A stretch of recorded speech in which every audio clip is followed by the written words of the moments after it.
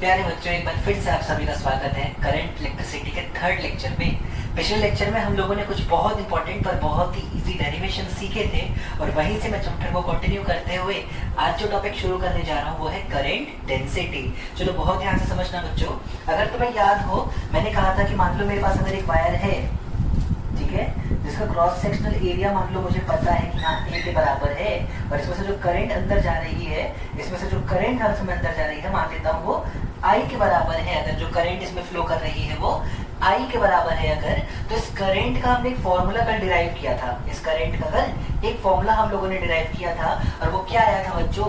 Sir वो आया था आई यानी कि करंट इज इक्वल टू होता था N E A V D.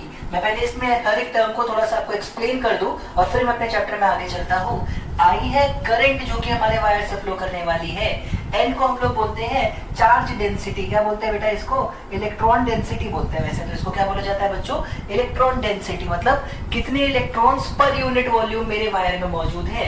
N को क्या बोला जाएगा बच्चों? ध्यान से समझो। एन होता है यहाँ पे इलेक्ट्रॉन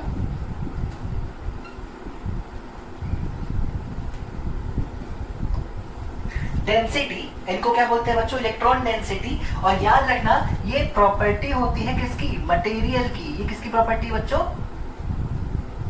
मटेरियल की। मतलब अब कॉपर का वायर है मेरे पास, तो कॉपर के वायर का रेडियस कम है या ज्यादा है, यूनिफॉर्मली वो उसका क्रॉस सेक्शनल एरिया है या non uniform cross sectional area है, उससे इस एन को कोई फर्क पड़ने वाला मेरे बच्चों नहीं है। तो एन क्या है बेटा? एन है इलेक्ट्रॉन डेंसिटी। और वो किसकी प्रॉपर्टी है पूरी तरीके से मेरे बच्चों? वो मटेरियल की प्रॉपर्टी है। ये भी याद रखना, टेम्परेचर से भी ये बिल्कुल भी इफेक्ट नहीं होती है। अगर आपने टेम्परेचर बढ़ाया या घटाया, कुछ भी किया, उससे इसका कोई लेना देना नहीं है। टेम्परेचर पे या एरिया ऑफ क्रॉस सेक्शन से इसका कोई लेना देना नहीं होता।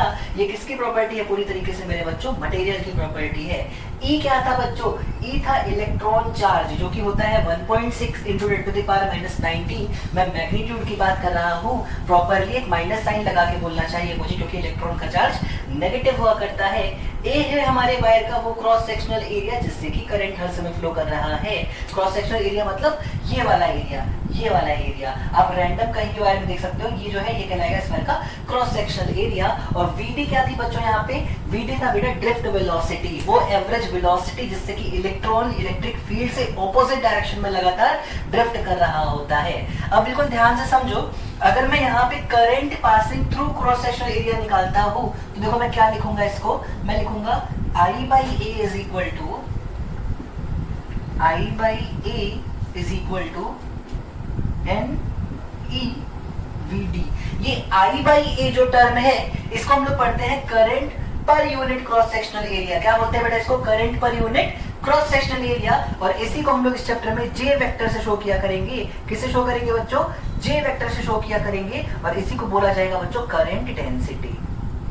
Current density. ओ हो सके आपने वेक्टर बोला क्या? हाँ मेरे बच्चों, मैंने वेक्टर बोला है। तो याद रखिएगा, जो अगला ही पॉइंट बहुत खास मैं बताने वाला हूँ आपको, वो क्या है कि करंट डेंसिटी एक वेक्टर क्वांटिटी है जिसको हम लोग जे से रिप्रेजेंट कर रहे हैं। और जे वेक्टर कितना होता है? एन ई वी डी के बराबर होता है। ओ हो बहुत बढ़िया सर, शाबाश। तो करंट डेंसिटी क्या होती है बेटा हमारी? Current passing per unit cross sectional area. क्या होता है इसका सबसे simple formula? N E V D. और कैसी है ये फिजिकल क्वांटिटी? ये वेक्टर क्वांटिटी है। ये वेक्टर क्वांटिटी कैसे हुई सर? करंट तो स्केलर है। हाँ मेरे बच्चों, करंट तो मैंने कभी मना कहाँ किया? कभी मना किया क्या कि स्केलर नहीं है? बिल्कुल स्केलर है। पर तुम क्या कहोगी कि आखिर एरिया कैसा है? आखिर एरिया कैसा है? बोल मत देना कि स्केलर है मेरे बच्चों, मेरी प्राण बाहर निकल जाएंगे। एरिया एक वेक्टर क्वांटिटी है। आपने फ्लक्स निकालते समय सीखा है कि एरिया वेक्टर क्वांटिटी है, बहुत सीखा है कि एरिया एक वेक्टर क्वांटिटी है। तो देखो ध्यान से, ये तो स्केलर है पर नीचे एक वेक्टर है। और स्केलर और वेक्टर का रेशियो हमेशा क्या मिलने वाला है आपको? एक वेक्टर ही मिलने वाला है। तो करंट डेंसिटी कैसी होगी बेटा? करंट डेंसिटी बनेगी एक वेक्टर क्वांटिटी। कैसी होगी बेटा? ये वेक्टर क्वांटिटी। बहुत बढ़िया भाई, बहुत बढ़िया, शाबाश सर। ये तो आपने काफी कुछ बता दिया करंट डेंसिटी के बारे में। चलो और कुछ छोटी छोटी बातें सीखते हैं, और कुछ छोटी छोटी बातें सीखते हैं करंट डेंसिटी के बारे में। देखो अब ध्यान से देखो। सर आपने कहा है कि करंट डेंसिटी एक वेक्टर क्वांटिटी है। हाँ बेटा मैंने कहा है। तो अगर करंट डेंसिटी वेक्टर है तो इसकी कोई डायरेक्शन भी तो होनी चाहिए। क्या होती है आखिर करंट डेंसिटी की डायरेक्शन? बिल्कुल ध्यान से समझो बच्चों, जिस डायरेक्शन में इलेक्ट्रॉन्स का मोशन हो रहा होगा उससे ठीक ऑपोजिट डायरेक्शन को लिया जाएगा करंट डेंसिटी वेक्टर की डायरेक्शन। मान लो मैं तुम्हें समझा दूं, अगर मेरे पास एक ये वायर है, और मैंने बैटरी कुछ इस तरीके से कनेक्ट की थी, तरीके से कनेक्ट की है कि इलेक्ट्रिक फील्ड इस डायरेक्शन में जा रही है, यह है डायरेक्शन इलेक्ट्रिक फील्ड का। तो जितने भी इलेक्ट्रॉन्स हैं इस वायर में बेटा, वो किधर ड्रिफ्ट करेंगे? इलेक्ट्रिक फील्ड से ऑपोजिट डायरेक्शन में ड्रिफ्ट कर रहे होंगे। तो करंट डेंसिटी की डायरेक्शन क्या होगी बेटा? ये होगी डायरेक्शन हमारे जे वेक्टर की। करंट डेंसिटी जो वेक्टर है इसकी डायरेक्शन होगी इलेक्ट्रॉन के ड्रिफ्ट करने की डायरेक्शन से ठीक ऑपोजिट। शाबाश मेरे बच्चों, बहुत बढ़िया। अब देखो ध्यान से, ये भी एक पॉइंट बहुत अच्छा था सर आपने समझाया। अगला क्या पॉइंट है? मान लो मेरे पास एक वायर है कुछ ऐसा,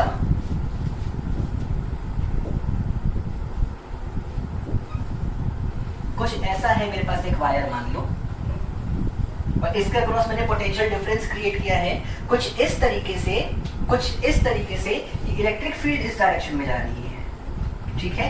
तो इलेक्ट्रॉन्स का जो मोशन है बच्चों वो किधर हो रहा होगा? सर इलेक्ट्रॉन्स का मोशन इस डायरेक्शन में हो रहा होगा।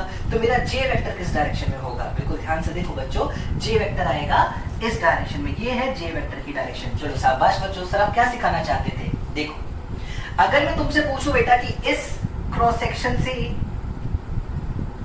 आई करंट है, इस क्रॉस सेक्शन में कितनी करंट घुसी है, इस समय मान लेता हूं आई, तो जरा बताओ इस क्रॉस सेक्शन से कितनी करंट है?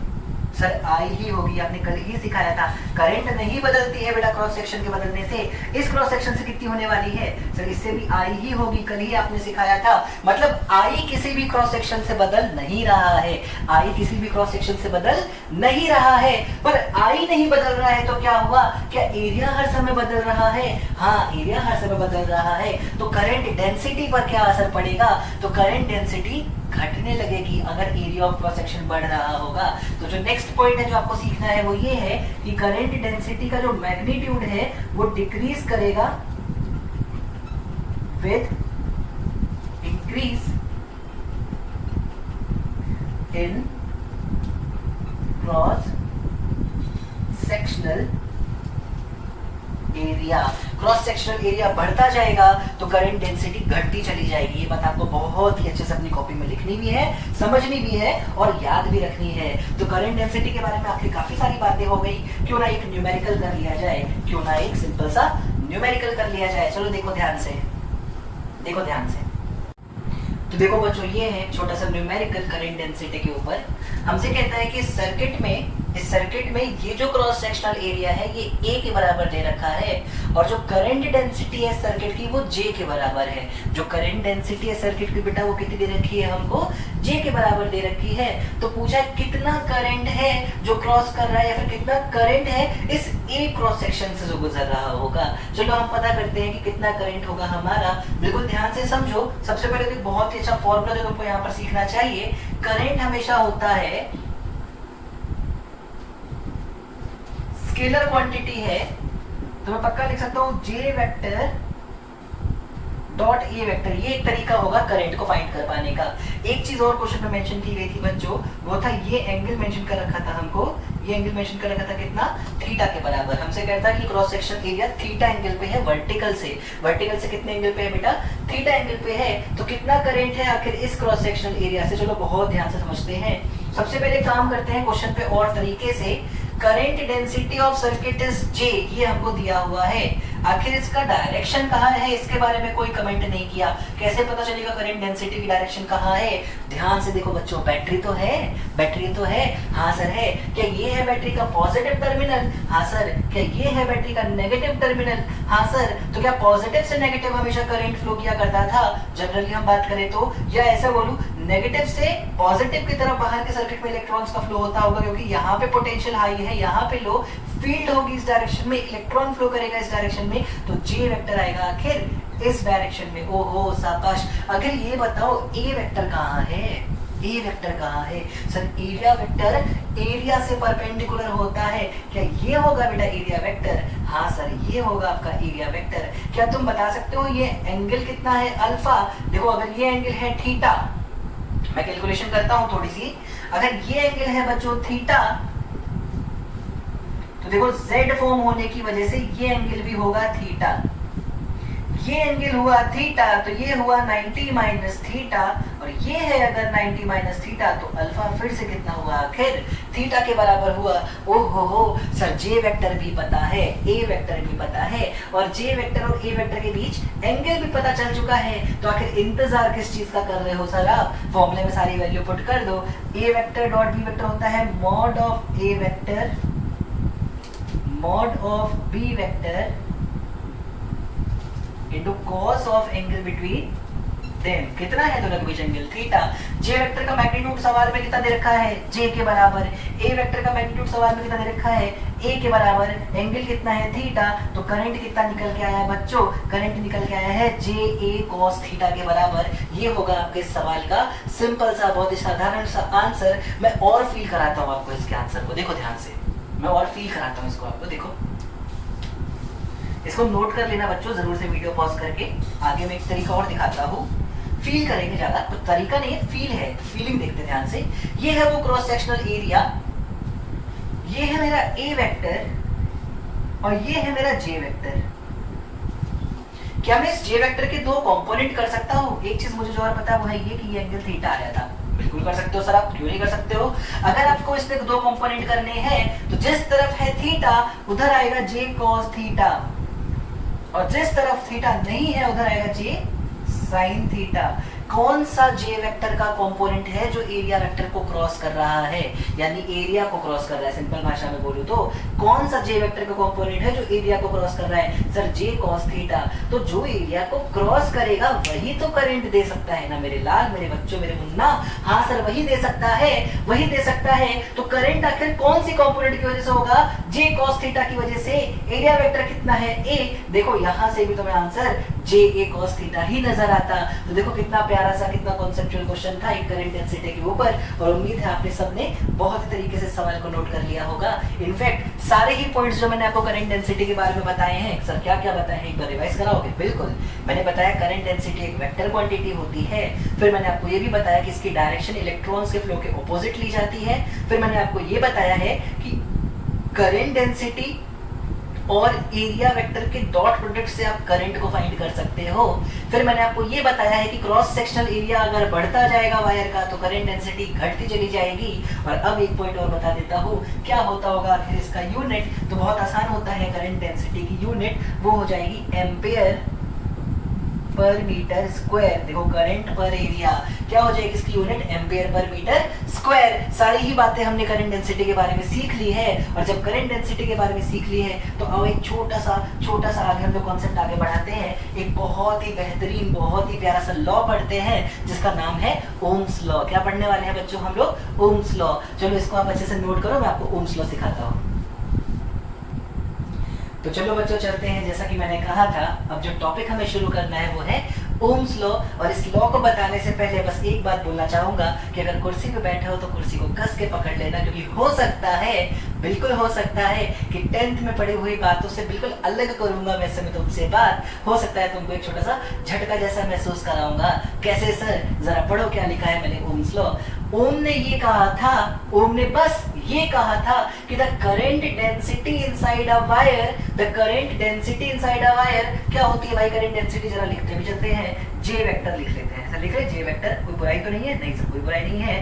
Current density inside a wire is directly proportional to the electric field passing through it. J vector is directly proportional to E vector. ये था ओम का असली लॉ। जे वेक्टर यानी कि current density passing through a wire inside a wire is directly proportional to electric field passing through it provided temperature of a wire remains constant. देखो मैंने यहाँ पे पूरी कहानी समझाई है। अगर इस वायर का टेम्परेचर कांस्टेंट रहता है और इसके अक्रॉस जो इलेक्ट्रिक फील्ड है वो ई है, तो जितनी ज्यादा स्ट्रॉन्ग होगी इसकी इलेक्ट्रिक फील्ड उतनी ज्यादा होगी इस वायर की करंट डेंसिटी। और यही चीज हमारे ओम साहब ने कही थी, और यही जो तुमको पर्टिकुलरली चीज यहाँ पे नजर आ रही है यही कहलाती है बच्चों ओम्स लॉ। ये क्या कहलाएगी मेरे बच्चों? Ohm's law. ओहो सर क्या बात कर रहे हो? ओम ने तो ऐसा बोला ही नहीं था, हमने तो V is equal to IR पढ़ा था छोटी क्लास में। हाँ सही पढ़ा था, कुछ गलत नहीं पढ़ा था, पर V is equal to IR ऐसा तो ओम ने कहा ही नहीं था। वो तो हमने सिंप्लीफाई करके उसको बना लिया उस तरीके से। कैसे सर, थोड़ा फील कराओ, थोड़ा दिखाओ। बिल्कुल, अब पूरी कहानी ध्यान से समझो। क्या तुम्हें जे का कोई फॉर्मूला पता है? कोई भी फॉर्मूला मुझे जरा बताओ। पहले इसको अच्छे से नोट कर लेना, मैं यहाँ बड़ा बड़ा लिख देता हूँ। ओम ने क्या बात बोली है? ओम ने क्या बात बोली है भाई? ओम ने कहा है J vector is directly proportional to E vector. चलो ध्यान से देखो, क्या सर आपने मुझे एक फॉर्मूला बताया था, J इज इक्वल टू होता है NEVD। हाँ सर आपने बताया था, इसमें कोई बुराई नहीं है, इसमें कोई बुराई नहीं है। चलो वेक्टर वाइज लिखो तो J vector is equal to हो जाएगा NEVD वेक्टर, जो कि VD क्या है? वेलोसिटी। चलो शाबाश, आगे बढ़ो सर। लो देखो ध्यान से, क्या मैं J को लिख सकता हूँ? चलो J को J ही रहने देता हूँ, इज इक्वल टू NE। क्या मैंने कल तुम्हें ड्रिफ्ट वेलोसिटी का कोई फॉर्मूला निकालना सिखाया था? याद करो, कोई तो फॉर्मूला सिखाया होगा। हाँ सर सिखाया था ना। क्या आया था वो फॉर्मूला? सर वो आया था E tau E by M, जहाँ पे E था चार्ज ऑफ इलेक्ट्रॉन, टाउ था हमारा रिलैक्सेशन टाइम या फिर टाइम कांस्टेंट, E क्या है यहाँ पे? Electric field. ये क्या हो गया देखो ध्यान से, NE into E tau E vector by M। ध्यान से देखो, मैं ऐसे लिख सकता हूँ J vector is equal to N E square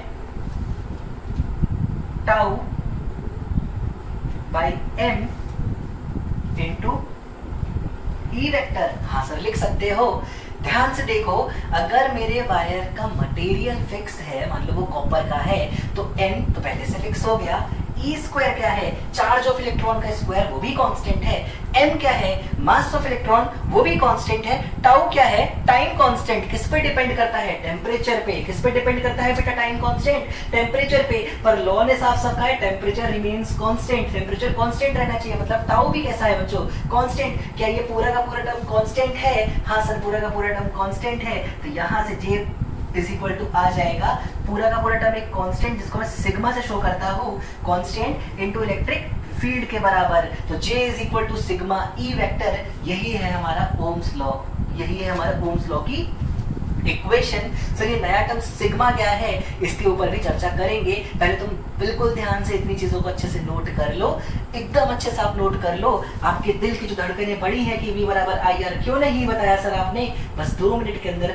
2 minute 4 minute 5 minute के अंदर मैं आपको समझा दूंगा कि आखिर V is equal to IR क्या चीज है, क्यों है, सब पता चलेगा। पर इस लॉ को और इस डेरिवेशन को अपनी कॉपी में बहुत ही तरीके से आप नोट करो। मैं दिखाता हूँ आपको आगे की मजेदार कहानी। चलो देखो बिल्कुल ध्यान से, देखो बिल्कुल ध्यान से। ये जो कांस्टेंट निकला है ना बेटा सिग्मा, यहां से हम कहानी शुरू करते हैं।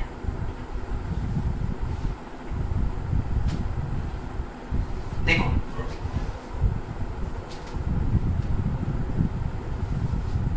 सिग्मा के बारे में कुछ छोटी सी बातें जानो, फिर कहानी आगे बढ़ाते हैं। सिग्मा को बोला जाता है कंडक्टिविटी।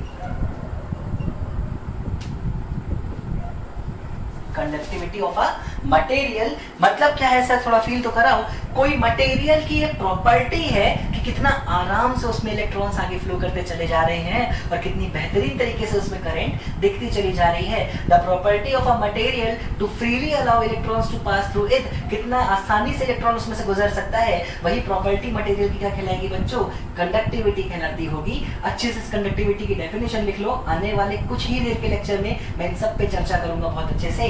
तो ध्यान से देखो, अगर सिग्मा है कंडक्टिविटी, तो सिग्मा का एक और, सिग्मा के साथ एक और टर्म सीखते हैं बेटा रो, जिसको मैं डिफाइन करूंगा 1 अपॉन सिग्मा। क्या बोलूंगा इसको? 1 अपॉन सिग्मा। और ये कहलाएगी बेटा रेजिस्टिविटी। एकदम परेशान ना होना, सब समझाता चलूंगा रेजिस्टिविटी। और एक एक चीज कहां से आ रही है फील करा दूंगा इस एक डेरिवेशन के अगले ही डेरिवेशन में। बस अभी आप मेरा कहना मानो और चीजों को जानते चलो। सिग्मा को मैंने क्या डिफाइन किया बच्चों, या फिर किस नाम से बोला? सिग्मा को मैंने बोला कंडक्टिविटी, और सिग्मा का जो इनवर्स होगा यानी कि 1 अपॉन सिग्मा, इसको मैं बोल देता हूं मान लो रो, तो रो कहलाएगी रेजिस्टिविटी। और क्या है आखिर ये रेजिस्टिविटी? ये भी एक प्रॉपर्टी है किसकी? मटेरियल की। किसकी बच्चों? मटेरियल की। To resist the flow of current in it. एक मटेरियल करंट के फ्लो को कितना रेजिस्ट कर रहा है फ्लो करने से, इस प्रॉपर्टी को मटेरियल की हम लोग कैसे समझते हैं बच्चों? रेजिस्टिविटी से समझते हैं। तो कंडक्टिविटी और रेजिस्टिविटी, जरा ये दो डेफिनेशंस अपने आप पे लिख लो। अब मैं दिखाता हूं आपको बहुत ही बेहतरीन सी चीज। चलो ध्यान से देखो, यहां से शुरू करते हैं। यहां से सिग्मा कितना आया है? NE square tau by M। NE square by M तो कांस्टेंट है, किस चीज पे फैक्टर पे डिपेंड करता है सिग्मा? टाउ पे, टाइम कांस्टेंट पे डिपेंड करता है। किस पे डिपेंड करता है? टाइम कांस्टेंट पे। सोचो अगर मैंने मटेरियल का टेम्परेचर दिया बढ़ा, मैंने मटेरियल का टेम्परेचर क्या किया बच्चों? बढ़ा दिया, तो टाइम कांस्टेंट पे क्या असर पड़ेगा? सर टाइम कांस्टेंट घट जाएगा। ओहो, कैसे सर, क्यों घट जाएगा? क्या था टाइम कांस्टेंट? था तो उसकी डेफिनेशन पे चलो। टाइम कांस्टेंट था दो कोलिजन्स के बीच मौजूद टाइम, दो कोलिजन के बीच मौजूद फ्री टाइम या फिर एवरेज टाइम, वो रिलैक्सेशन टाइम। अब मेरी बात सुनो, अगर तुमने मटेरियल का टेम्परेचर बढ़ाया, क्या तुम्हारे टेम्परेचर की वजह से इलेक्ट्रॉन्स को और ज्यादा एनर्जी मिलेगी? हाँ सर। अगर इलेक्ट्रॉन्स को और ज्यादा एनर्जी मिलती है तो क्या वो जिस भी डायरेक्शन में देख रहे थे और तेज भागना शुरू करेंगे? हाँ। जो जिगजैग मोशन हो रहा था क्या वो और ज्यादा कॉम्प्लिकेटेड हो गया होगा? हाँ। और नंबर ऑफ कोलिजन सब ज्यादा हो रहे होंगे, ज्यादा तेज हो रहे होंगे, ज्यादा तेज हो रहे होंगे कोलिजन, मतलब फ्रीक्वेंसी कोलिजन की बढ़ रही होगी, और फ्रीक्वेंसी बढ़ रही होगी कोलिजन की, तो क्या हो रहा होगा? टाइम कांस्टेंट बच्चा कम होता चला जा रहा होगा। तो रेजिस्टिविटी भी, सॉरी कंडक्टिविटी भी मटेरियल की कम होती चली जाएगी टेम्परेचर के बढ़ने के साथ साथ। सिमिलरली रेजिस्टिविटी क्या होगी? रेजिस्टिविटी टेम्परेचर के साथ साथ बढ़ने लगती होगी। बस ये दो पॉइंट्स मैंने कंडक्टिविटी और रेजिस्टिविटी के बारे में आपसे बोले हैं, और इतना ही उम्मीद है कि आप बस इन दोनों को लिख लो, आगे बहुत डिटेल में इन सब के बारे में पढ़ना है। अब मैं आता हूँ आपको ये दिखाने के लिए कि सर आपने V = IR क्यों नहीं पढ़ाया, आपने J = सिग्मा E क्यों पढ़ाया। चलो अब वहाँ डेरिवेशन से शुरू करते हैं। क्या J वेक्टर होता है सिग्मा E वेक्टर के बराबर? हाँ सर। क्या मैं J को लिख सकता हूँ I/A? लिख लो ना सर, कौन मना कर रहा है? आप J को I/A लिख लो, is equal to sigma, sigma को मैं लिख लेता हूँ NE² τ/m, लिख लो बच्चों, बुरा तो नहीं मानोगे, इनटू E वेक्टर के बराबर। इसमें कोई दिक्कत है? नहीं सर, कोई दिक्कत नहीं है। चलो फिर से एक बार देखते हैं। ये जो वायर था, अगर तुम देखो मैंने जो फिगर तुम्हें दिखाया था पहले, इसकी लेंथ मैंने L मानी थी, और जो बैटरी कनेक्ट की थी मैंने इसके अक्रॉस, उसके बीच जो पोटेंशियल डिफरेंस था वो कितना था बेटा? V के बराबर। V था उस बैटरी का पोटेंशियल। क्या था बेटा? Potential difference. Actually potential difference बोलना ज्यादा बेहतर रहेगा। तो इस एंड से वायर के इस एंड तक जो पोटेंशियल डिफरेंस है वो कितना है बच्चों? V के बराबर। और लेंथ कितनी है वायर की? L के बराबर। तो अगर मैं पूछूं बेटा इलेक्ट्रिक फील्ड कितनी है, वो हो जाएगी पोटेंशियल डिफरेंस अपॉन लेंथ। याद करो हम लोग ने इलेक्ट्रोस्टैटिक्स में पढ़ा है, पोटेंशियल का ग्रेडियंट ही तो थी इलेक्ट्रिक फील्ड, -dV/dr। कुछ याद आ रहा है? हाँ। फिलहाल माइनस से मुझे कोई लेना देना नहीं है, मैं बस मैग्नीट्यूड की बात कर रहा हूँ। किसकी बात कर रहा हूँ बच्चों? मैग्नीट्यूड की बात कर रहा हूँ। तो इलेक्ट्रिक फील्ड कुछ और नहीं बल्कि potential difference upon length of wire ही है। तो देखो क्या मैं इसको ऐसे लिख सकता हूँ, मैं इसको ऐसे लिख सकता हूँ, I/A is equal to NE² τ/m into V/L। ऐसे लिख सकता हूँ क्या? हाँ सर लिख सकते हो ना, किसने मना किया है? लो बच्चों ऐसे लिख लिया मैंने। यहाँ से एक काम करो, A को भेजो इधर, V को लाओ नीचे, क्या होगा? I/V इज इक्वल टू आ गया NE² τ/m, NE² τ/m into A/L। शाबाश सर, बहुत बढ़िया, सही लिखा है आपने। जरा इसको उल्टा कर दो, जरा इसको क्या करो बच्चों, उल्टा करो। देखो क्या दिखेगा, यहां से तुम्हें दिखेगा V/I is equal to M upon NE² τ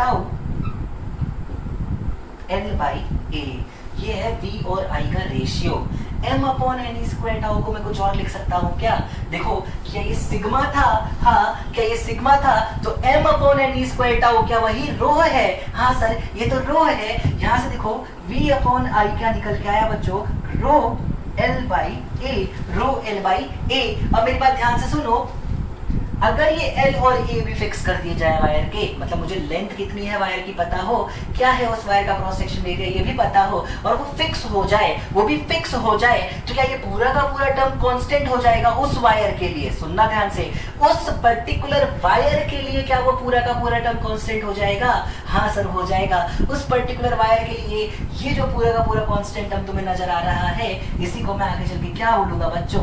R यानी कि रेजिस्टेंस, और यहाँ से V अपॉन I क्या क्या निकल के आया है बच्चों, रेजिस्टेंस ऑफ गिवन वायर। बार बार देखो गिवन वर्ड, उस वर्ड मैं यूज कर रहा हूं, क्योंकि अगर वायर ही बदल दोगे तो लेंथ बदल सकता है, ए बदल सकता है, तो रेजिस्टेंस बदल सकती है। तो for a given particular given wire, जिसकी लेंथ पता है, जिसका क्रॉस सेक्शनल एरिया पता है, उसके लिए ये पूरा का पूरा टर्म होने वाला है कांस्टेंट, और इस कांस्टेंट को हम बोलेंगे आर यानी कि रेजिस्टेंस। और देखो यहाँ से V इज इक्वल टू कितना निकल के आएगा, IR के बराबर। क्या यही वो फॉर्मूला है जो तुमने पढ़ा था अपनी छोटी क्लास में ओम्स लॉ के नाम से?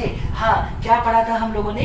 हमने ऐसे पढ़ा था कि अगर वायर का टेम्परेचर रहेगा कांस्टेंट तो वायर से फ्लो करने वाली current will be directly proportional to wire के अक्रॉस लगाया गया पोटेंशियल डिफरेंस। क्या बोला मैंने, फिर से रिपीट कर देता हूं कि अगर किसी वायर के टेम्परेचर को कांस्टेंट रखा जाए तो उस वायर से फ्लो करने वाला करंट डायरेक्टली प्रोपोर्शनल होता है पोटेंशियल डिफरेंस के, जो कि हमने उस वायर के अक्रॉस लगा रखी है। तो ओम्स लॉ के सिंपलीफाइड फॉर्म को भी हम लिख सकते हैं अपनी कॉपी में कि for given temperature of a wire, for a given constant temperature of a wire, comma, the current passing from wire is directly proportional to potential difference applied across the wire, है ना। और ये जो directly proportional को हटाते समय constant आएगा, that constant is now going to be called as resistance of a given wire. तो देखो ये रहा बहुत ही प्यारा सा formula V is equal to IR, जिसको तुम ओम्स लॉ के नाम से जानते हो, और ये फॉर्मूला आया यहीं से है। तो ओम ने एक्चुअली क्या कहा था कि J vector is equal to sigma E vector. तुमने छोटी क्लास में क्या पढ़ा, V is equal to IR। क्या वो गलत है? नहीं, वो बिल्कुल सही है। तो क्या ये गलत है? नहीं बेटा, बिल्कुल सही है। This is simplified form of Ohm's law, this is simplified form of Ohm's law. हालांकि बहुत से लोग नहीं जानते हैं ये सारी बातें, या नहीं जानते हैं क्या था एक्चुअली में ओम्स का लॉ।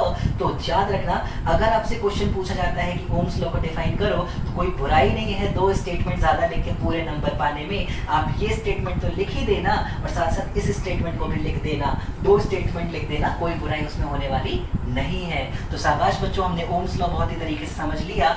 कैसे J बराबर सिग्मा E से V is equal to IR पे मैं आया हूँ, ये डेरिवेशन बहुत इंपॉर्टेंट होने वाला है, आपको याद रखना होगा। या अगर मुझे V is equal to IR से ये प्रूव करना हो कि J बराबर सिग्मा E होता है, तो मैं कैसे करूंगा इस चीज को प्रूव? ये सारे स्टेप्स को मैं उल्टा करता चला जाऊंगा। देखो J बराबर सिग्मा E से शुरू करके V बराबर IR पे आया हूँ मैं, तो आपको भी बहुत आराम से आना चाहिए ये कन्वर्जन, J बराबर सिग्मा E से V बराबर IR का, या फिर V is equal to IR से J is equal to sigma E का। बहुत ढंग से अपनी कॉपी में इन सारी चीजों को नोट करो। मैं चैप्टर को और आगे बढ़ाता हूँ, चैप्टर की सुंदरता को और आगे बढ़ाता हूँ, और मजा आएगा आपको आगे, इस बात का प्रॉमिस करता हूँ आपसे। फिलहाल इतनी चीजों को बहुत ही अच्छे से अपनी कॉपी में नोट कर लो आप सब। तो चलो बच्चों, एक बार थोड़ा सा और फील करते हैं कि आखिर क्या होती है रेजिस्टिविटी किसी वायर की। उसके लिए कुछ देर के लिए क्या करता हूँ कि मैं एक बिजनेसमैन बनता हूँ। मान लो, बिजनेसमैन तो नहीं बोलना चाहिए, मान लो मैं एक दुकानदार हूँ सिंपल सा। मैंने क्या किया, मैंने एक बिजनेस खोला जिसमें मैं क्या करता हूँ, मैं वायर प्रोवाइड करता हूँ। किस चीज का बिजनेस है मेरा, ध्यान से देख लो। बिजनेस है मेरा किसका, वायर प्रोवाइड करने का। किस चीज का बिजनेस करूँगा बेटा, टू प्रोवाइड वायर। किसका वायर, किस तरीके का वायर? मान लो मेरे पास कॉपर के वायर है, एल्यूमिनियम के वायर है, मान लो ये एलॉयज है मेरे पास अलग अलग, जिनके वायर मेरे पास मौजूद है। और मैं किस लिए वायर प्रोवाइड करता हूँ, मेरे पास ऑर्डर आता है। कैसा ऑर्डर आता है, ध्यान से देखना। मुझे ऑर्डर आता है कि एक ऐसा वायर भेजो जिसको जब मैं अपने सर्किट में कनेक्ट करूं तो V और I का रेशियो मान लो 2 आए। ठीक है, मैंने कहा ठीक है भाई, आपने V और I का रेशियो बता दिया। अब मैं क्या करता हूँ, मैं उनके वहां कितना टेम्परेचर है जहां पे इस वायर का यूज करने वाला है, उस टेम्परेचर पे सेट करके मैं वायर को मेजर करना शुरू करता हूँ। एक लेंथ काटता हूँ वायर की, सर्किट में लगा के देखता हूँ क्या V by I। अच्छा, मुझे पता है उनका V और कितना है, I कितना रखना है, उनको सब मुझे पता है। मान लो V by I का रेशियो को मिला के 2 आना चाहिए, इतनी सी कहानी है। तो मैं क्या करता हूँ, मैं एक वायर काटा, मैंने सर्किट में लगा के देखा V by I का रेशियो कितना आया, मान लो मुझे पता चला 1.8 आया। तो मैंने वायर को थोड़ा सा बढ़ा दिया, अब मैंने देखा कितना आया, तो पता चला 2.1 आ गया। फिर मैंने वायर थोड़ा सा छोटा कर दिया, तो पता चला कि भाई कितना आ गया, 2 आ गया। मेरा काम हो गया, मैं समझ गया ये है वो वायर जो कि मुझे सप्लाई करना है, और मैंने सप्लाई कर दिया। अब मान लो किसी ने कहा कि V/I का रेशियो मुझे 3 चाहिए। तो फिर मैंने अपनी गड्डी खोली, फिर मैंने वायर निकाला, लंबा सा काटा, उसको मेजर किया, पता चला 2.8 है। मैंने उस वायर को फेंका, मैंने उससे थोड़ा सा बड़ा लिया, काटा, पता चला वो 3.2 है। मैंने उस वायर को भी फेंका, मैंने फिर एक वायर लिया उन दोनों के बीच का, अब 3 आ गया। लो मेरा बिजनेस और आगे बढ़ गया, मैं तो और तरक्की करने लग गया। पर बात ये है कि जो 2.8 लेंथ के समय वायर आया था, जो 3.2 लेंथ के समय वायर आया था, जो 1.8 लेंथ के समय वायर आया था, जो 2.2 लेंथ के समय वायर आया था, वो तो मैंने वेस्ट किया ना। कहीं ना कहीं मैं वेस्ट ज्यादा कर रहा था, कहीं ना कहीं मैं वेस्ट ज्यादा कर रहा था वायर को, रेदर देन उससे ज्यादा पैसा बना पाने के। तो मेरे मन में एक बात आई, यार क्या करें ऐसा कि मुझे पहले से पता हो जाए कितना लेना चाहिए, कितना लेना चाहिए लेंथ, कितना लेना चाहिए, कैसा लेना चाहिए वायर, तो मेरे को वेस्टेज तो कम से कम नहीं होगा। तो मैंने एक लड़के को बुलाया जिसने थोड़ा बहुत ओम्स लॉ पढ़ रखा था। क्या पढ़ रखा था? ओम्स लॉ पढ़ रखा था। किससे पढ़ रखा था? नवांग सर से पढ़ रखा था। किससे पढ़ रखा था? नवांग सर से पढ़ रखा था। और नवांग सर ने सिखाया था ओम्स लॉ में कि V अपॉन I एक्चुअली में कितना निकल के आता है? वो निकल के आता है M upon N E square tau L by A के बराबर। देखो ध्यान से, नवांग सर ने तो यही सिखाया था, V इज इक्वल टू कितना, V बाई I कितना आएगा? M upon N E square tau L by A के बराबर। उस बच्चे ने मुझसे कहा, जो कि बिजनेसमैन हूं मैं, मुझसे कहा कि ध्यान से देख, M कांस्टेंट है, N मटेरियल की चार्ज डेंसिटी होती है, मतलब इलेक्ट्रॉन डेंसिटी कांस्टेंट है, इलेक्ट्रॉन के चार्ज का स्क्वायर कांस्टेंट है, और किस टेम्परेचर पे तुम्हें वायर रखना है वो तो तुझे पता ही है। तो देख ध्यान से, ये सारी की सारी चीजें पूरी तरीके से कांस्टेंट है। तो क्यों ना तू हर वायर का, हर मटेरियल का, जो कॉपर का वायर है उसके लिए तू इसको कैलकुलेट कर ले, जो तेरे पास दूसरे एलॉयज है उसके लिए तू इसको कैलकुलेट कर ले, तो तेरा काम आसान हो जाएगा। तुझे अगर ये पहले से पता है और जिस वायर के लिए तू काम करने जा रहा है उसका क्रॉस सेक्शनल एरिया भी अगर मान ले तुझे पता हो, तेरे पास लेंथ वो तो है ना, मेजर करने के लिए कितना एरिया है तेरे वायर का, तो सब कुछ तुझे पता रहेगा। सीधे तू फॉर्मूले में, तुझे ये बिजनेसमैन ऊपर से जो तेरे को डिमांड आती है वो पहले से बता के दी जाती है, तुझे ये सब पता ही है पहले से, तो बस लेंथ सीधे वहां से कैलकुलेट कर, उतना ही बड़ा वायर काट, देख तेरा वायर का वेस्टेज क्या हो गया, कम हो गया। तेरे वायर का वेस्टेज पूरी तरीके से बच्चों कम हो गया। क्या मुझे ये बात उसकी अच्छी लगेगी? बिल्कुल अच्छी लगेगी। क्यों अच्छी लगेगी? क्योंकि उसने मुझसे कहा है कि ये सारी ही चीजें किसी पर्टिकुलर गिवन मटेरियल के लिए कांस्टेंट हुआ करती है। अगर ये सारी ही चीजें कांस्टेंट होती है तो ये किसकी प्रॉपर्टी बनी बच्चों? ये बनी मटेरियल की प्रॉपर्टी, ये बनी मटेरियल की प्रॉपर्टी। और इस प्रॉपर्टी को ही क्या नाम देंगे बच्चों हम लोग? Resistivity. Resistivity of a material. सही बात तो आपने पहले भी बता रखी थी, मैं कहाँ मना कर रहा हूँ कि मैंने नहीं बताई थी, बस उस समय ये टर्म मैंने ले लिया था। इस समय मैंने इस टर्म को थोड़ा सा फील कराया है कि क्यों आखिर इसके बारे में लोगों ने सोचा होगा, क्यों पढ़ना पड़ा होगा उन्हें रेजिस्टिविटी के चक्कर में डायरेक्ट रेजिस्टेंस की बात क्यों नहीं करने लगे होंगे, क्योंकि रेजिस्टेंस तो सब बदल जाती है वायर के साथ साथ, पर अगर मटेरियल फिक्स है तो ये चीज किसी गिवन टेम्परेचर के लिए बदलने वाला नहीं है। तो ये है एक मटेरियल की रेजिस्टिविटी। एक फॉर्मूला है M upon N square tau, और जितना अच्छे से आप इस फॉर्मूले को रखोगे याद, उतनी ही होंगी आपके लिए चीजें अच्छी। इनके साथ साथ आप 2 या 3 और फॉर्मूले अच्छे से लिख लेना। रेजिस्टिविटी का फॉर्मूला तो मैंने आपको फिर से एक बार रिवाइज करा दिया। 1 अपॉन रेजिस्टिविटी कहलाएगी बच्चों कंडक्टिविटी, अभी ओम्स लॉ में मैंने सिखाया था, वो होगी NE square tau by M। शाबाश। 2 और टर्म, रेजिस्टिविटी अगर पता है तो लेंथ और एरिया भी अगर वायर का जान लिया जाए तो ये पूरा टर्म जो है, ये पूरा टर्म कहलाने वाला है बच्चों रेजिस्टेंस, जो कि हमारे अगले कम से कम 20 से 25 मिनट का टॉपिक बन सकता है, या अगले पूरे लेक्चर का टॉपिक बन सकता है हमारे लिए। ये पूरा का पूरा टर्म क्या कहलाएगा बच्चों? रेजिस्टेंस। और 1 अपॉन रेजिस्टेंस यानी कि रो L बाई A है रेजिस्टेंस, तो 1 अपॉन रेजिस्टेंस क्या हो गया? 1 upon rho A by L, ये कहलाता है कंडक्टेंस। क्या कहलाएगा बच्चों? ये कंडक्टेंस। तो 4 इंपॉर्टेंट टर्मिनोलॉजीज हैं इस चैप्टर में जो मैंने आपको फिर से एक बार बता दी। Conductance, conductivity, resistance and resistivity, चारों की डेफिनेशन, चारों का फॉर्मूला जरूर आप यहाँ पे नोट करते चलो। थोड़ा सा फील देने की कोशिश की है मैंने, कुछ पढ़ाया नहीं है पिछले 2 या 3 मिनट में, बस एक फील देने की कोशिश की है मैंने। अब रेजिस्टेंस पे मैं बहुत सारी चीजें आपको सिखाने की कोशिश करता हूँ। तो चलो इतनी चीजों को अच्छे से नोट करो। मैं अलग अलग शेप के वायर्स के लिए आपको रेजिस्टेंस कैलकुलेट करना सिखाता हूँ। क्या फॉर्मूला मैं याद रखूंगा हमेशा? R होता है रो L बाई A के बराबर। चलो देखो ध्यान से, देखो बिल्कुल ध्यान से बच्चों। तो चलो बच्चों, चैप्टर को हम लोग आगे लेके चलते हैं। रेजिस्टिविटी के बाद अब जिस टॉपिक पे फिर से थोड़ी देर चर्चा करेंगे वो है रेजिस्टेंस। और अब तो शायद पूरे एक घंटे से ऊपर की चर्चा सिर्फ रेजिस्टेंस पे होगी। नहीं, परेशान नहीं हो, इस लेक्चर में सिर्फ 10 मिनट या 12 मिनट की चर्चा होगी। अगला लेक्चर पूरा रेजिस्टेंस के ऊपर होने वाला है। फिलहाल मैं बात करता हूँ रेजिस्टेंस की। तो अभी हमने रेजिस्टेंस का फॉर्मूला पढ़ा है, R is equal to rho L by A.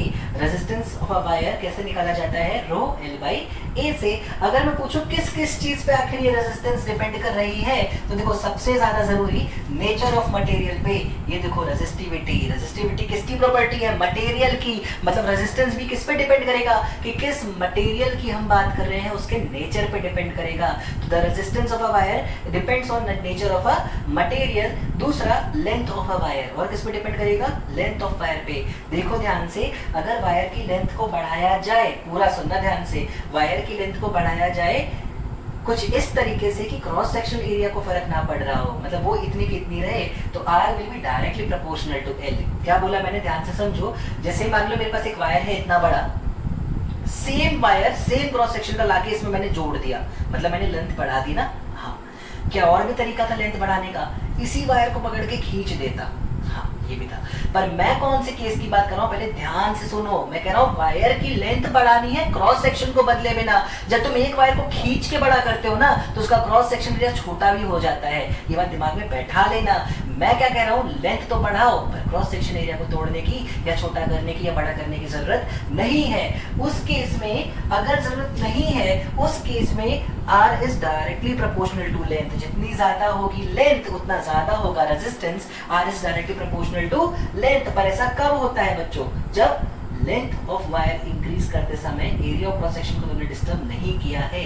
Similarly तीसरी जिस चीज पे हमारा रेजिस्टेंस डिपेंड करने वाला है, तीसरी जिस चीज पे हमारी रेजिस्टेंस डिपेंड करने वाली है, वो है एरिया ऑफ क्रॉस सेक्शन। देखो ध्यान से, अगर मैं वायर के लेंथ को फिक्स कर दूं पर उसका क्रॉस सेक्शन एरिया बढ़ाता चला जाऊं, तो रेजिस्टेंस 1/a के डायरेक्टली प्रोपोर्शनल होगी। या ऐसे बोल सकता हूँ, इनवर्सली प्रोपोर्शनल होती है एरिया के। ओहो, शाबाश सर, बहुत बढ़िया। चलो और पॉइंट सिखाओ ना सर। क्यों नहीं सिखाऊंगा? देखो बेटा, पहले इन 3 पॉइंट्स को आप नोट करो, मैं और बहुत सारे पॉइंट सिखाता हूँ। देखो ध्यान से, क्या होगा अगर मैं एक वायर को ही खींच के लंबा करता, तो क्या होता रेजिस्टेंस पे असर? चलो देखो, मान लो मेरे पास एक सवाल है, एक वायर है, लेंथ है इसकी L, क्रॉस सेक्शन एरिया है A। तो जरा बताओ इस वायर में वॉल्यूम कितना होगा? सर ये है, बहुत बढ़िया, शाबाश। मुझसे कहा गया मैंने इस ही वायर को पकड़ के खींच के इसकी लेंथ डबल कर दी। मेरी बात ध्यान से सुनो, क्या इसका क्रॉस सेक्शन एरिया इतना ही रह जाएगा? नहीं सर, थोड़ा पतला हो गया होगा। पतला हो गया होगा तो कितना हो गया होगा बच्चों? ये हो गया होगा कुछ बदल के, सर मान लेते हैं A'। लेंथ कितनी हो गई है अब? 2L। तो अब फाइनल वॉल्यूम वायर का कितना होने वाला है? 2L into A'। अरे है तो उतना ही ना, है तो उतना ही ना। तो इनिशियल वॉल्यूम और फाइनल वॉल्यूम को क्या मैं सेम रख सकता हूँ? बिल्कुल सर, आप सेम रख सकते हो। और अगर मैं रखूंगा सेम, तो AL इज इक्वल टू आ जाएगा 2L into A' के बराबर। A' निकल के आ जाएगा A/2 के बराबर। ध्यान से देखो, अगर इस वायर की रेजिस्टेंस है रो L/A, तो जब तुमने इस वायर की लेंथ को डबल किया है, तुमने इस वायर की लेंथ को क्या किया है बच्चों? डबल किया है। इसी वायर को खींच के, जोड़ के नहीं, खींच के। तो देखो ध्यान से, फाइनल रेजिस्टेंस जो R' निकल के आई है, वो कितनी आई है? रो तो रो ही रहेगा, मटेरियल थोड़ी बदल गया है। L की जगह कितना आ गया है? 2L। A की जगह कितना आ गया है? A/2। कितना निकल के आया है बच्चों? ये आया है 4 टाइम्स ऑफ रो L/A, यानी कि 4 टाइम्स ऑफ रेजिस्टेंस हो गई है अब। हाँ, क्या लेंथ को खींच के किया था डबल? हाँ, क्या रेजिस्टेंस हुई है 4 टाइम्स? हाँ। तो याद रखना, अगर एक गिवन वायर की लेंथ को खींच के आप डबल करते हो, तो R हमेशा L² के प्रोपोर्शनल होता है। कंफ्यूजन मत लाना, L² के प्रोपोर्शनल तब है जब एक वायर को खींच के बड़ा किया गया है या फिर दबा के छोटा किया जा रहा है। ऐड करने का केस में L के डायरेक्टली प्रोपोर्शनल था, अब L² के डायरेक्टली प्रोपोर्शनल है। सिमिलरली मैं ऐसा भी तो बोल सकता हूँ कि अगर मैंने इस वायर को पकड़ के ऐसे खींच के डबल किया होता इसका क्रॉस सेक्शनल एरिया, तो आधी हो गई होती इसकी लेंथ। तो फॉर्मूला ये तो बिल्कुल सही है। साथ साथ आप इस फॉर्मूले को ऐसे भी याद रख सकते हो, R is inversely proportional to 1/a।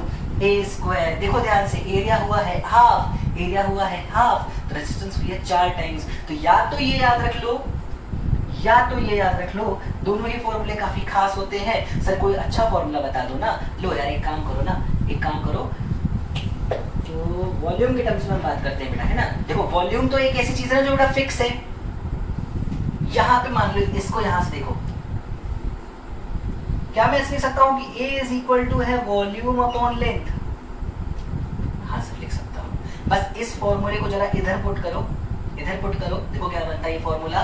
ये बन जाता R is equal to rho L upon volume upon length. लो आ गया ना, R proportional to L square. यही तो सिखा रहा था यार, तुमको ये बात समझ नहीं आ रही थी। लो फॉर्मूला देख लो, वहां से खुश हो जाओ। पर ये फॉर्मूला कब लगाएंगे सर? तब जब एक ही वायर को खींचा जा रहा है। अगर वायर को जोड़ा जा रहा होता वायर में तो R directly proportional to L होता। अगर वायर को खींचा जा रहा है तो R proportional to L square होगा। विश्वास नहीं करोगे तुम, 2019 में ही इस पे एक सवाल पूछा गया है। तो बहुत जरूरी है ये फॉर्मूले आपको पता होना। अच्छे से इसको सारे फॉर्मूलों को अपनी कॉपी में नोट करना, अच्छे से इन सारे पॉइंट्स को नोट करना जो मैंने अभी तक बताया। सर और किस किस चीज पे डिपेंड करता है रेजिस्टेंस, और बताओ, और जानने का मन है मेरा, ले जान। और किस पे डिपेंड करेगा मेरे बच्चों? टेम्परेचर पे। किस पे? टेम्परेचर पे। क्योंकि सोचो अगर आपने टेम्परेचर बढ़ाया, अगर आपने टेम्परेचर को बढ़ाया तो क्या इलेक्ट्रॉन्स का कोलिजन और ज्यादा होगा? हाँ, तो वो ड्रिफ्ट कम करेंगे। हाँ, ड्रिफ्ट ही तो था करंट का कारण, और ड्रिफ्ट में आई है कमी, तो करंट में आई है कमी, मतलब रेजिस्टेंस सर्किट की गई है बढ़। रेजिस्टेंस क्या हुई है सर्किट की? बढ़ गई है। रेजिस्टिविटी एक्चुअली बढ़ गई है, तो रेजिस्टेंस भी बढ़ गई है। शाबाश बच्चों, सारे ही पॉइंट्स हमें रेजिस्टेंस के क्लियर है। अब एक और कॉन्सेप्ट सिखा के मैं इस लेक्चर को एंड करता हूँ। देखो ध्यान से, क्या किसी गिवन वायर की रेजिस्टेंस फिक्स होती है? सवाल है मेरा तुम्हारे से, क्या किसी गिवन वायर की, ये एक वायर है तुम्हारे सामने, देखो मान लो ये एक वायर है, रेक्टेंगुलर शेप में है ये वायर, ठीक है, ये पूरा एक वायर है। इसकी रेजिस्टेंस क्या फिक्स होगी? चलो मान लेता हूँ जिस मटेरियल का बना हुआ है उसकी रेजिस्टिविटी रो है। रेजिस्टिविटी कितनी है बच्चों? रो। क्या इस वायर की रेजिस्टेंस फिक्स है, कांस्टेंट है? नहीं। ओहो सर, हमने तो हाँ सोचा था, आप कैसे नहीं बोल सकते हो? मैं बताता हूँ, मैं ऐसे नहीं बोल सकता हूँ कि अगर मुझे आप करंट की डायरेक्शन बताओगे सर तो सारा खेल होगा। मान लो करंट इधर से जा रहा होता और इधर से निकल रहा होता, यह है केस 1। जरा देखो ध्यान से, केस 1 के अकॉर्डिंग करंट कहाँ से कहाँ गया है, मैंने तुम्हें दिखा रखा है। तो अगर करंट ऐसे जाके ऐसे निकल रहा है तो लेंथ का काम कौन किया? L। और क्रॉस सेक्शन एरिया का काम कौन किया? Sir B into H। B into H। तो देखो इस केस में रेजिस्टेंस कितनी निकल के आई है बेटा? रेजिस्टेंस निकल के आई है रो, लेंथ की जगह लिखूंगा L, एरिया की जगह लिखूंगा BH। ये है इस वायर की रेजिस्टेंस। पर सोचो अगर करंट, ये केस 1 था भाई, ये केस 1 था, शाबाश, ऐसे जा रही होती, ऐसे जा रही होती करंट, ऐसे गुजर रही होती, अब लेंथ का काम कौन करता? Sir H। और एरिया ऑफ क्रॉस सेक्शन का काम कौन करता? Sir B into L। क्या करता बेटा? B into L होता है क्रॉस सेक्शनल एरिया, H होती है इस बार लेंथ। तो जो केस 2 लिया उसके अकॉर्डिंग जो रेजिस्टेंस आई है इस बार की वो आई है रो H अपॉन BL। ओहो वाह, क्या फॉर्मूला है सर। और एक और केस तो ले सकते हैं ना सर, मान लो करंट अंदर से ऐसे बाहर आ रही होती, ऐसे आ रही होती करंट, तो ये जो लेंथ है क्या B है? हाँ, B बनता क्रॉस सेक्शनल एरिया, B बनता क्रॉस सेक्शन, सॉरी B बनता लेंथ जिससे करंट गुजरी, और ये जो फेज है आगे वाला ये इस बार हो रहा होता क्रॉस सेक्शनल एरिया, क्या H into L के बराबर था ये? हाँ, तो केस 3 के अकॉर्डिंग रेजिस्टेंस निकल के आई होती रो, लेंथ की जगह लिखता B, एरिया की जगह लिखता LH। ओहो, एक ही वायर में करंट की डायरेक्शन बदलने से भी उसकी रेजिस्टेंस बदल जाती है। तो आखिर एक और चीज है जिस पे रेजिस्टेंस डिपेंड कर रही है, और वो क्या है सर? वो है direction of flow of current. 5-6 चीजें हैं, nature of material, length of wire, area of cross section, temperature और direction of flow of current. हर एक पॉइंट जितनी कॉन्फिडेंस के साथ मैं समझा सकता हूँ इतनी अच्छे से आपको भी पता होना चाहिए। और बहुत ही इंटरेस्टिंग टॉपिक था, इस पे बिल्कुल ध्यान से, बिल्कुल तरीके से काम करना। नेक्स्ट क्लास में मैं अलग अलग टाइप के वायर्स के लिए रेजिस्टेंस कैलकुलेट करना सिखाने वाला हूँ। और आज की क्लास के लिए बस मैं यहीं पे आपसे थैंक यू बोलता हूँ। बाकी बस मस्त रहो, हंसते रहो, खाते पीते रहो, अपना ध्यान रखो और अपने फ्यूचर का भी ध्यान रखो। Thank you.